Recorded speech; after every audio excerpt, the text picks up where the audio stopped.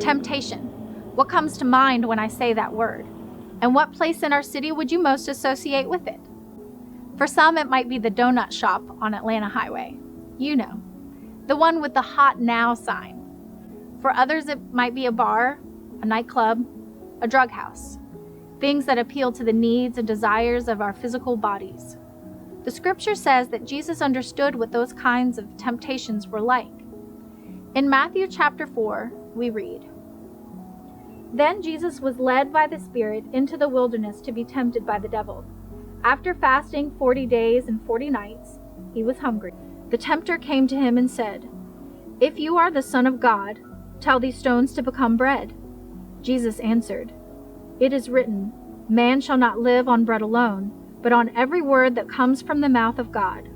But temptation comes in many forms, some of them much more respectable, sometimes even from the highest places of power and privilege, the towers of the city. We get tempted to do things, say things, or present ourselves in a way that we earn fame or status or acceptance from others who are in that elusive inner circle. Matthew continues, "Then the devil took him to the holy city and had him stand in the highest point of the temple. 'If you are the Son of God,' he said, 'throw yourself down. For it is written, he will command his angels concerning you, and they will lift you up in their hands, so that you will not strike your foot against a stone.'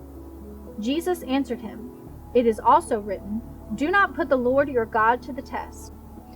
Perhaps the most subtle way that we are tempted is with power, the desire to be in control, to dictate our own will, all of which is so wrapped up in money and our culture and how we pursue wealth. Ultimately, for Jesus, it comes down to a choice between kingdoms. We read, "Again the devil took him to a very high mountain and showed him all the kingdoms of the world and their splendor. 'All this I will give you,' he said, 'if you will bow down and worship me.' Jesus said to him, 'Away from me, Satan, for it is written, worship the Lord your God and serve him only.' Then the devil left him, and angels came and attended him." Bread in the wilderness, prestige on the tops of towers, power in the kingdoms of this world, all temptations that Jesus overcame. And all right here around us too. How will we respond?